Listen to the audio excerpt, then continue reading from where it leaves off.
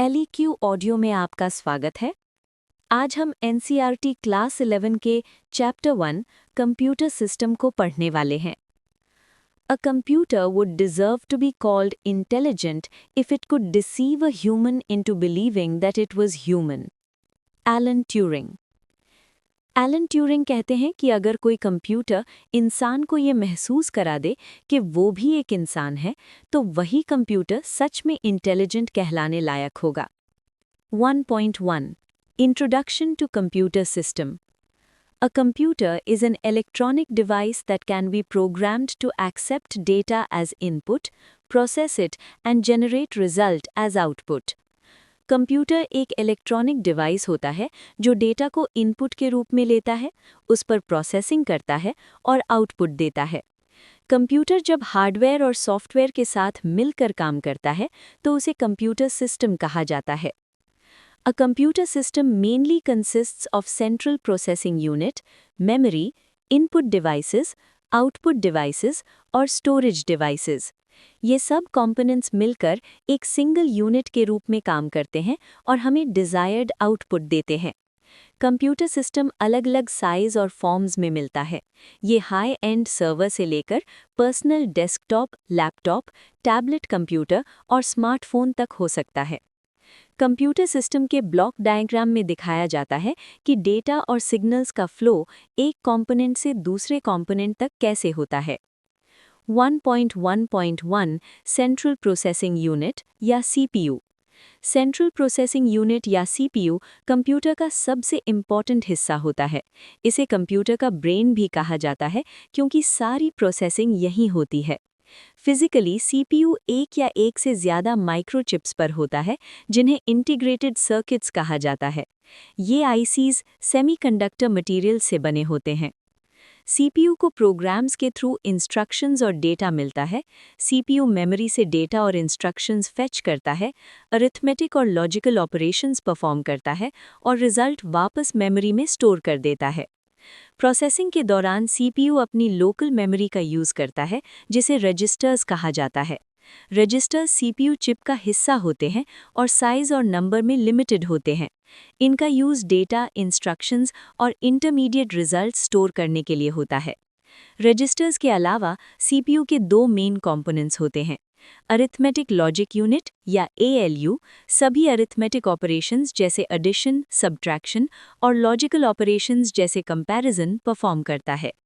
Control unit या CU instructions को समझता है, उनके एग्जीक्यूशन को कंट्रोल करता है और मेमोरी, एएलयू और इनपुट-आउटपुट डिवाइसेस के बीच डेटा फ्लो को गाइड करता है। सीपीयू को माइक्रोप्रोसेसर के नाम से भी जाना जाता है। 1.1.2 इनपुट डिवाइसेस। इनपुट डिवाइसेस वो डिवाइसेस होते हैं जिनके थ्रू हम कंप्यूटर को डेटा और कंट्रोल सिग्नल्स देते हैं। ये डिवाइसेस डेटा को डिजिटल फॉर्म में कन्वर्ट कर देते हैं जो कंप्यूटर सिस्टम के लिए एक्सेप्टेबल होता है। इनपुट डिवाइसेस के एग्जाम्पल्स हैं कीबोर्ड, माउस, स्कैनर और टच स्क्रीन।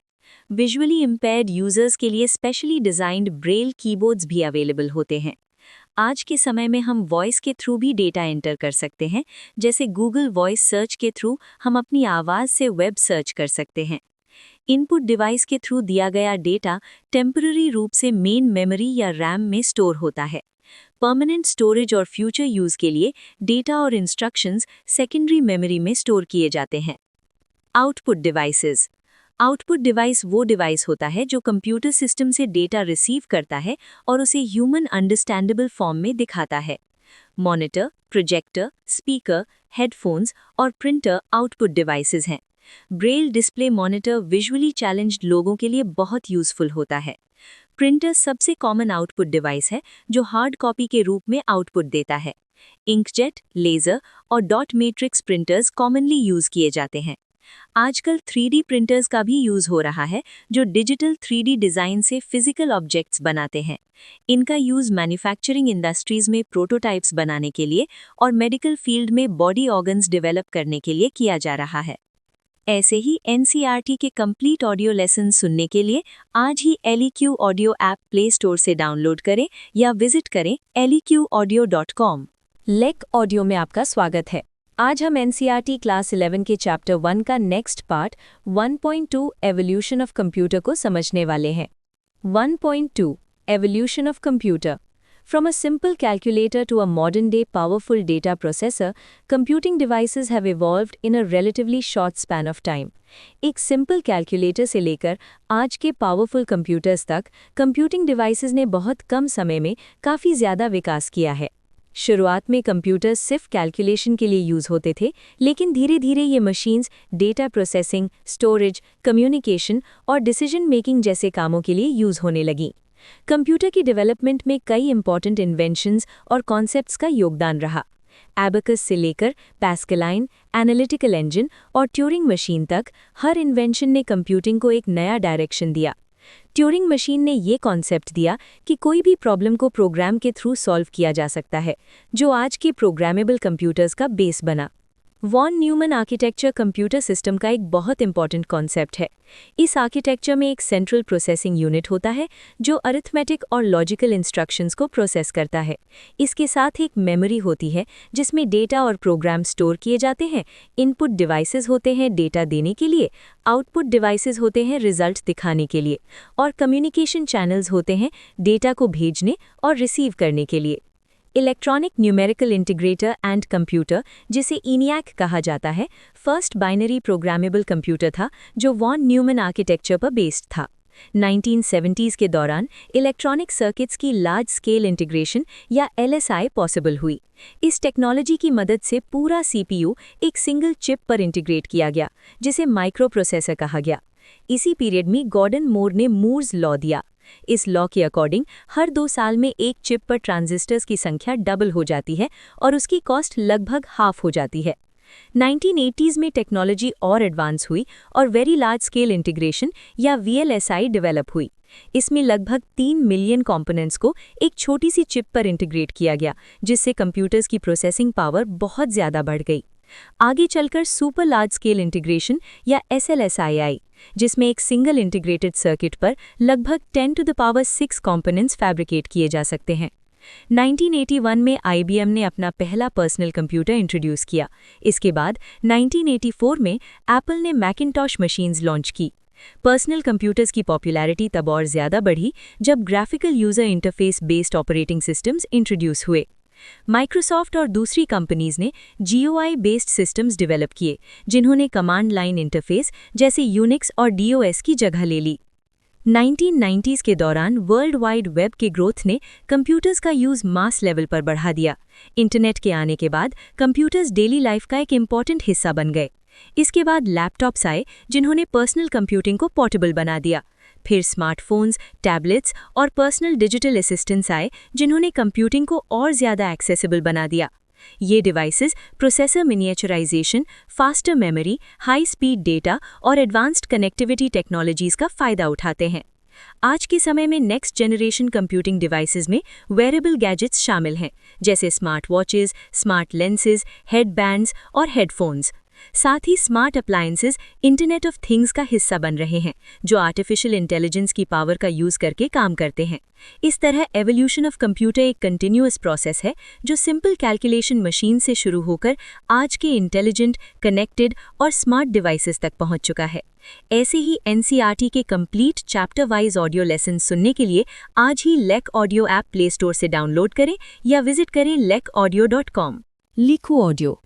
अब हम NCERT क्लास 11 के चैप्टर 1 का अगला पार्ट पढ़ते हैं। 1.3 कंप्यूटर मेमोरी। 1.3 computer memory. एक कंप्यूटर सिस्टम को मेमोरी की ज़रूरत होती है ताकि वो डेटा और इंस्ट्रक्शंस को स्टोर कर सके। जब भी हम कंप्यूटर की मेमोरी की बात करते हैं तो हम आमतौर पर मेन या प्राइमरी मेमोरी की बात करते हैं। सेकेंडरी मेमोरी, जिसे स्टोरेज डिवाइस भी कहा जाता है, डेटा, इंस्ट्रक्शंस और रिजल्ट्स को परमानेंटली स्टोर करने के लिए यूज़ होती है ताकि फ्यूचर में उनका यूज़ किया जा सके। 1.3.1 units of memory. Computer system data को स्टोर और प्रोसेस करने के लिए बाइनरी नंबर्स का यूज़ करता है। बाइनरी के 2 डिजिट्स होते हैं, 0 और 1। यही कंप्यूटर मेमोरी की सबसे छोटी यूनिट होती है, जिसे बिट कहा जाता है। बिट्स को ग्रुप करके वर्ड्स बनाए जाते हैं। 4 बिट्स का ग्रुप निबल कहलाता है, जैसे 1001, 1010 या 0010।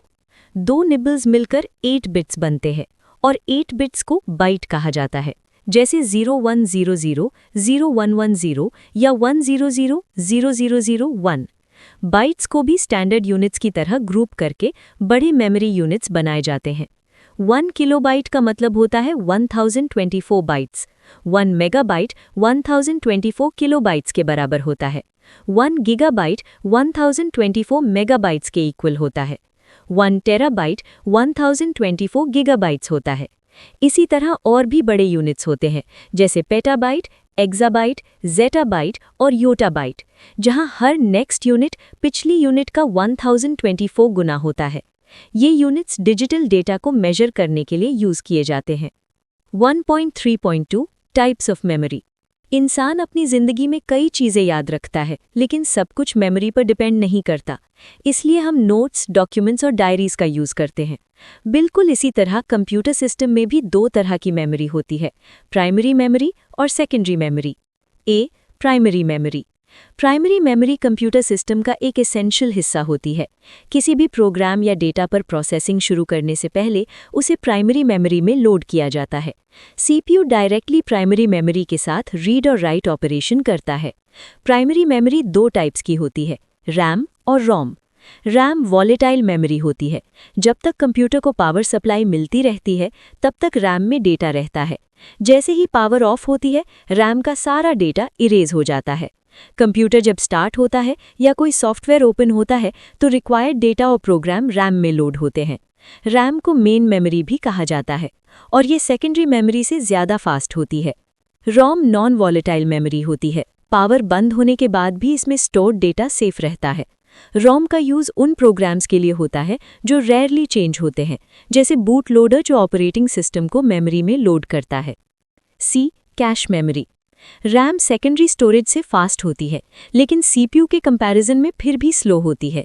इसलिए सीपीयू की स्पीड को मैच करने के लिए सीपीयू और प्राइमरी मेमोरी के बीच एक बहुत फास्ट मेमोरी लगाई जाती है, जिसे कैश मेमोरी कहा जाता है। Cache memory frequently accessed data की कॉपी स्टोर करती है। इससे एवरेज एक्सेस टाइम कम हो जाता है और सीपीयू को डेटा ज़्यादा तेज़ी से मिल जाता है। जब सीपीयू को कोई डेटा चाहिए होता है, सबसे पहले वो कैश को चेक करता है। अगर डेटा मिल जाता है तो वहीं से रीड हो जाता है, नहीं मिलने पर प्राइमरी मेमोरी एक्सेस की जाती है। Secondary memory. प्राइमरी मेमोरी की स्टोरेज कैपेसिटी लिमिटेड होती है और रैम वॉलेटाइल होती है। इसलिए कंप्यूटर सिस्टम को सेकेंडरी मेमोरी की ज़रूरत होती है ताकि डेटा और इंस्ट्रक्शंस परमानेंटली स्टोर किए जा सकें। सेकेंडरी मेमोरी नॉन वॉलेटाइल होती है और प्राइमरी मेमोरी से ज़्यादा स्टोरेज कैपेसिटी रखती है। ये मेन मेमोरी से स्लो होती है, लेकिन चीपर होती है। सीपीयू डायरेक्टली सेकेंडरी मेमोरी को एक्सेस नहीं कर सकता। डेटा को पहले मेन मेमोरी में लाना पड़ता है, फिर सीपीयू उस पर काम करता है। सेकेंडरी मेमोरी के एग्जाम्पल्स हैं hard disk drive, CD, DVD, memory card और पेन ड्राइव। आजकल एसएसडी का यूज़ भी हो रहा है, जो एचडीडी के कंपैरिजन में काफ़ी फास्ट होती है।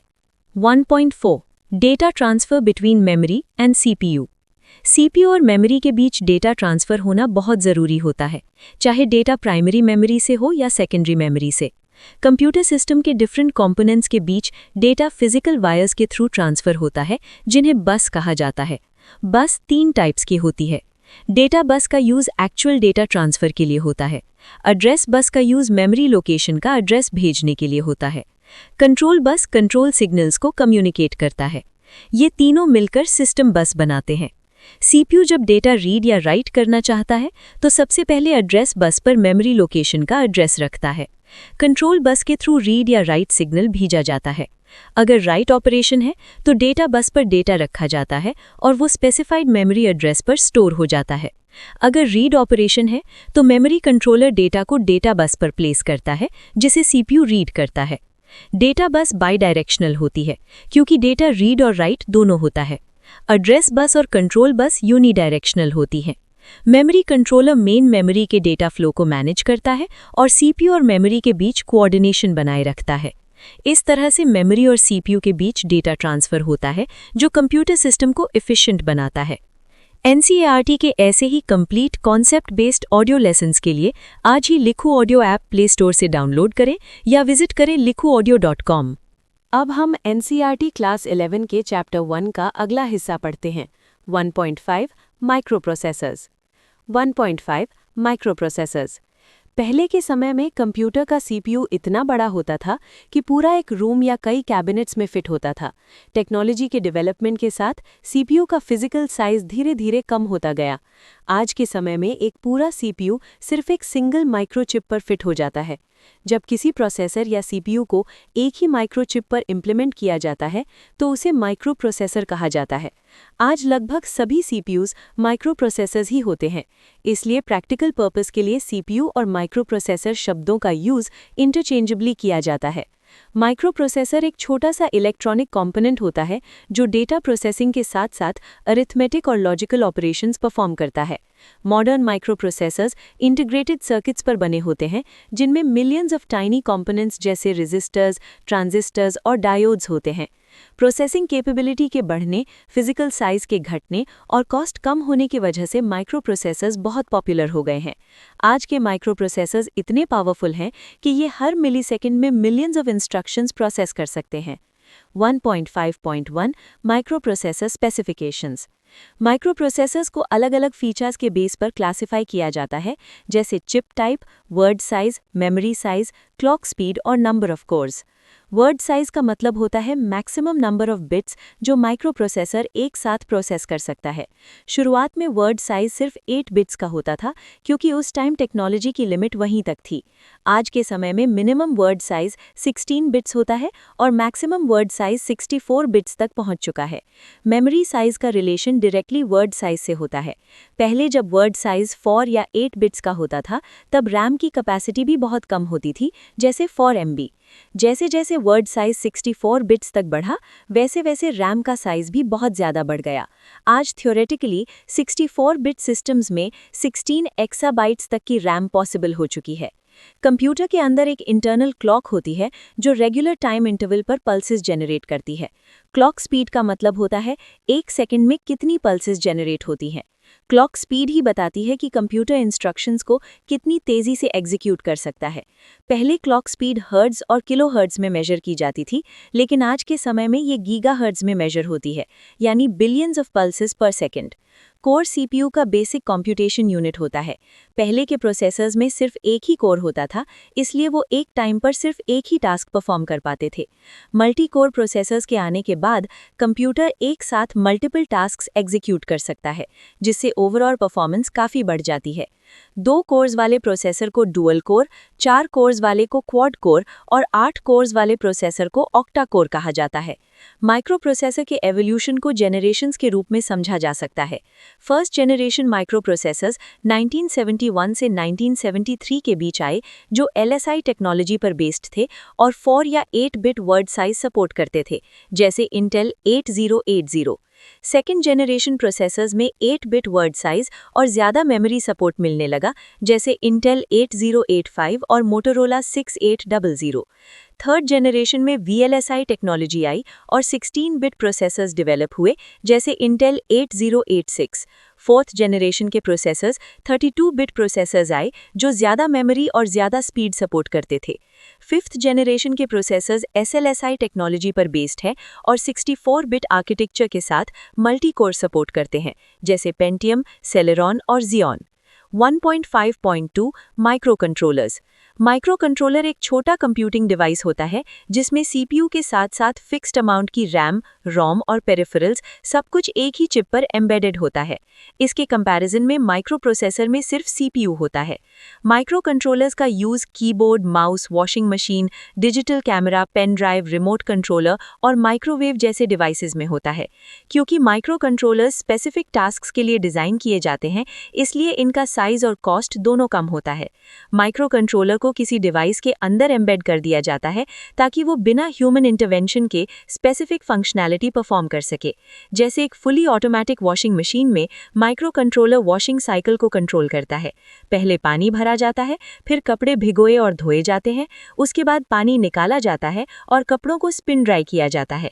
इस तरह माइक्रो कंट्रोलर रेपिटेटिव और टीडियस टास्क्स को ऑटोमेटिकली परफॉर्म करता है और ह्यूमन टाइम और एफर्ट बचाता है। अब हम चैप्टर 1 का नेक्स्ट इंपॉर्टेंट पार्ट पढ़ते हैं 1.6 data and information. 1.6 data and information. Computer का प्राइमरी काम डेटा को प्रोसेस करना होता है। कंप्यूटर सिस्टम के लिए हर चीज़ डेटा होती है, चाहे वो इंस्ट्रक्शंस हों, इमेजेस हों, सॉन्ग्स हों, वीडियोस हों या डॉक्यूमेंट्स हों। डेटा कभी कभी रॉ और अनऑर्गेनाइज्ड फैक्ट्स भी होते हैं जिन्हें प्रोसेस करके मीनिंगफुल इन्फॉर्मेशन बनाई जाती है। अक्सर लोग डेटा, इन्फॉर्मेशन और नॉलेज शब्दों का यूज़ इंटरचेंजेबली कर देते हैं, लेकिन ये सही नहीं होता। 1.6 data and its types. Computer system को इनपुट डिवाइसेस के थ्रू रॉ डेटा मिलता है जो फैक्ट्स, इंस्ट्रक्शंस या कॉन्सेप्ट्स के फॉर्म में होता है। इंटरनली सब कुछ बाइनरी फॉर्म में स्टोर होता है, लेकिन externally data text, numbers, symbols या किसी भी लैंग्वेज में हो सकता है। डेटा अलग अलग सोर्सेज से आता है, इसलिए अलग अलग फॉर्मेट्स में होता है। इमेज RGB पिक्सेल्स का कलेक्शन होती है, वीडियो फ्रेम से मिलकर बनती है और फीस रिसीट न्यूमेरिक और नॉन न्यूमेरिक कैरेक्टर्स से। डेटा को प्राइमरीली 3 टाइप्स में क्लासिफाई किया जाता है। स्ट्रक्चर्ड डेटा वो डेटा होता है जो एक फिक्स्ड रिकॉर्ड स्ट्रक्चर फॉलो करता है और रो और कॉलम फॉर्मेट में ऑर्गेनाइज्ड होता है। इस तरह का डेटा समझना और प्रोसेस करना आसान होता है, जैसे स्कूल का मंथली अटेंडेंस रिकॉर्ड जो एक टेबल के फॉर्म में मेंटेन किया जाता है। स्ट्रक्चर्ड डेटा को ईजिली सॉर्ट और सर्च किया जा सकता है। Sales transactions, railway ticket bookings और ATM ट्रांजैक्शंस स्ट्रक्चर्ड डेटा के एग्जाम्पल्स हैं। अनस्ट्रक्चर्ड डेटा वो होता है जो किसी प्री डिफाइंड फॉर्मेट को फॉलो नहीं करता। Audio files, video files, images, text documents और social media posts unstructured data के एग्जाम्पल्स हैं। जैसे पेरेंट्स को भेजा गया अटेंडेंस रिपोर्ट कार्ड जिसमें टेक्स्ट और ग्राफिक्स दोनों होते हैं और कोई फिक्स्ड फॉर्मेट नहीं होता। सेमी स्ट्रक्चर्ड डेटा वो होता है जो पूरी तरह से स्ट्रक्चर्ड नहीं होता, लेकिन उसमें इंटरनल टैग्स या लेबल्स होते हैं। ईमेल डॉक्यूमेंट्स, HTML पेजेस और CSV files semi structured data के एग्जाम्पल्स हैं। इसमें हर डेटा वैल्यू के साथ एक टैग होता है, जैसे नेम, मंथ, क्लास और अटेंडेंस, जिसे डेटा को इंटरप्रेट करना पॉसिबल होता है। 1.6.3 data capturing, storage and retrieval. Data को प्रोसेस करने के लिए सबसे पहले उसे कैप्चर किया जाता है। उसके बाद डेटा को फाइल या डेटाबेस में स्टोर किया जाता है ताकि फ्यूचर में यूज किया जा सके। जब भी प्रोसेसिंग की ज़रूरत होती है, डेटा को स्टोरेज से रिट्रीव किया जाता है। डेटा कैप्चरिंग का मतलब होता है अलग अलग सोर्सेज से डेटा को डिजिटल फॉर्म में कलेक्ट करना। Keyboard, barcode reader, social media posts और सैटेलाइट सेंसर्स डेटा कैप्चरिंग के एग्जाम्पल्स हैं। डिफरेंट सोर्सेज की वजह से डेटा कैप्चरिंग कभी कभी कॉम्प्लेक्स हो जाता है। डेटा स्टोरेज का मतलब होता है कैप्चर्ड डेटा को फ्यूचर यूज के लिए सेव करना। आज के समय में डेटा बहुत फास्ट जनरेट हो रहा है, इसलिए डेटा स्टोरेज एक बिग चैलेंज बन गया है। डिजिटल स्टोरेज डिवाइसेस की कॉस्ट कम होने की वजह से ये काम थोड़ा आसान हो गया है। लार्ज ऑर्गेनाइजेशंस अपना डेटा स्टोर करने के लिए डेटा सर्वर्स का यूज करती हैं, लेकिन इनका सेटअप और मेंटेनेंस कॉस्टली होता है। डेटा रिट्रीवल का मतलब होता है स्टोरेज डिवाइसेस से डेटा को वापस लाना ताकि यूजर के रिक्वायरमेंट के अकॉर्डिंग प्रोसेसिंग की जा सके। जैसे जैसे डेटाबेस का साइज बढ़ता है, वैसे वैसे सर्च और रिट्रीवल भी चैलेंजिंग हो जाता है, इसलिए डेटा एक्सेस टाइम को कम रखना बहुत ज़रूरी होता है। 1.6.4 data deletion and recovery. Digital data के साथ सबसे बड़ा रिस्क उसका डिलीशन होता है। स्टोरेज डिवाइस क्रैश हो सकती है, यूजर गलती से डेटा डिलीट कर सकता है या मैलवेयर और हैकर्स डेटा को इंटेंशनली डिलीट कर सकते हैं। जब डेटा डिलीट किया जाता है तो असल में डेटा तुरंत रिमूव नहीं होता, सिर्फ उसका एड्रेस फ्री मार्क कर दिया जाता है। जब तक वो स्पेस ओवरराइट नहीं होता, डेटा रिकवर किया जा सकता है। डेटा रिकवरी का मतलब होता है डिलीटेड, करप्टेड या लॉस्ट डेटा को वापस रिट्रीव करना। डेटा के साथ 2 मेजर सिक्योरिटी कंसर्न्स होते हैं। पहला कंसर्न होता है अनऑथराइज्ड डिलीशन का, जिससे पासवर्ड्स, एक्सेस कंट्रोल और इंक्रिप्शन के थ्रू रोका जा सकता है। दूसरा कंसर्न होता है अनऑथराइज्ड रिकवरी का। कई बार हम पुराने स्टोरेज डिवाइसेस बिना डेटा प्रॉपर्ली डिलीट किए डिस्कार्ड कर देते हैं। अगर ये डिवाइसेस गलत हाथों में चली जाएं, तो डेटा इजीली रिकवर किया जा सकता है, जो डेटा कॉन्फिडेंशियलिटी के लिए खतरा है। इसलिए पुराने या फॉल्टी स्टोरेज डिवाइसेस को डिस्पोज करने से पहले प्रॉपर डेटा डिलीशन या श्रेडिंग टूल्स का यूज करना जरूरी है। इस तरह माइक्रोप्रोसेसर्स, डेटा और इन्फॉर्मेशन कंप्यूटर सिस्टम के कोर कॉन्सेप्ट्स हैं, जो मॉडर्न कंप्यूटिंग की फाउंडेशन बनाते हैं। NCERT के ऐसे ही complete concept based audio lessons के लिए आज ही LecQ audio app play store से डाउनलोड करें या विजिट करें lekyuaudio.com। Welcome to Lekyuu Audio. Today, we are going to study NCERT Class 11, Chapter 1, Computer System. If you want to listen to such audiobooks, download the LecQ Audio app from the Play Store or log in at lecqaudio.com. 1.7 Software. Till now, we have studied about the physical components or hardware of a computer system.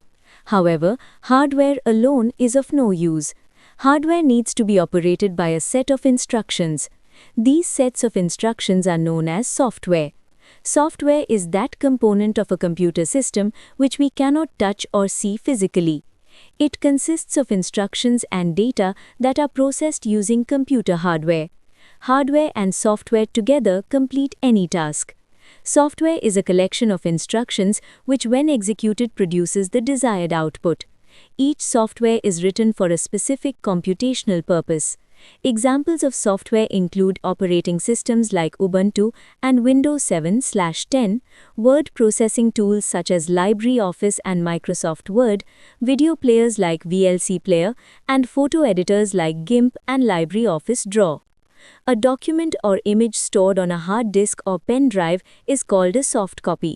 When the same document or image is printed on paper, it is called a hard copy. Software. अब तक हमने computer system के भौतिक भागों यानी hardware के बारे में पढ़ा है, लेकिन हार्डवेयर अपने आप में किसी काम का नहीं होता। हार्डवेयर को काम करने के लिए निर्देशों के एक समूह की आवश्यकता होती है। इन निर्देशों के समूह को सॉफ्टवेयर कहा जाता है। सॉफ्टवेयर कंप्यूटर सिस्टम का वो भाग है जिसे हम न तो छू सकते हैं और न ही भौतिक रूप से देख सकते हैं। इसमें वे निर्देश और डेटा होते हैं जिन्हें कंप्यूटर का हार्डवेयर प्रोसेस करता है। हार्डवेयर और सॉफ्टवेयर मिलकर ही कोई भी कार्य पूरा करते हैं। सॉफ्टवेयर निर्देशों का ऐसा समूह होता है जिसे निष्पादित करने पर हमें इच्छित परिणाम प्राप्त होता है। हर सॉफ्टवेयर किसी न किसी गणनात्मक उद्देश्य के लिए बनाया जाता है, जैसे ऑपरेटिंग सिस्टम, उबंटू और विंडोज 7/10, वर्ड प्रोसेसिंग टूल, लाइब्रेऑफिस और Microsoft word, video player VLC player और फोटो एडिटर GIMP और लाइब्रेऑफिस ड्रॉ। हार्ड डिस्क या पेन ड्राइव में संग्रहित दस्तावेज या चित्र को सॉफ्ट कॉपी कहा जाता है। जब वही दस्तावेज या चित्र प्रिंट किया जाता है तो उसे हार्ड कॉपी कहते हैं। 1.7 software. 1.7.1 need of software. Software का मुख्य उद्देश्य कंप्यूटर हार्डवेयर को उपयोगी और कार्यशील बनाना है। सॉफ्टवेयर ये जानता है कि कंप्यूटर के विभिन्न हार्डवेयर घटकों को आपस में और उपयोगकर्ता के साथ कैसे काम करना है। हम हार्डवेयर को सीधे निर्देश नहीं दे सकते, इसलिए सॉफ्टवेयर मानव उपयोगकर्ता और हार्डवेयर के बीच इंटरफेस के रूप में कार्य करता है। इंटरैक्शन और कार्यों के आधार पर सॉफ्टवेयर को 3 श्रेणियों में बांटा जाता है: सिस्टम सॉफ्टवेयर, प्रोग्रामिंग टूल्स और application software. 1.7.2 system software. System software computer को चलाने के लिए आवश्यक बुनियादी कार्यक्षमता प्रदान करता है। ये सीधे हार्डवेयर घटकों के साथ संपर्क करता है और उन्हें नियंत्रित करता है। सिस्टम सॉफ्टवेयर के उदाहरण हैं ऑपरेटिंग सिस्टम, सिस्टम यूटिलिटीज और device driver. Operating system. Operating system सबसे मूल सिस्टम सॉफ्टवेयर होता है। इसके बिना कोई भी अन्य सॉफ्टवेयर काम नहीं कर सकता। ये एप्लीकेशन प्रोग्राम्स को मैनेज करता है और उपयोगकर्ताओं को सुरक्षा तथा एक्सेस प्रदान करता है। उदाहरण है Windows, Linux, Macintosh, Ubuntu, Fedora, Android और iOS। System utilities. System utility software computer की देखभाल और कॉन्फ़िगरेशन के लिए उपयोग किए जाते हैं। कुछ यूटिलिटीज़ ऑपरेटिंग सिस्टम के साथ आती हैं और कुछ सिस्टम के प्रदर्शन को बेहतर बनाने के लिए अलग से इंस्टॉल की जाती हैं। Device driver. डिवाइस ड्राइवर का कार्य किसी विशेष हार्डवेयर डिवाइस को सही ढंग से चलाना होता है। ये ऑपरेटिंग सिस्टम और डिवाइस के बीच इंटरफेस का काम करता है। ये बिल्कुल एक भाषा अनुवादक की तरह कार्य करता है। ऐसे ही bilingual exam oriented audio lectures के लिए please download the LecQ audio app from the play store या लॉगिन करें lecqaudio.com पर।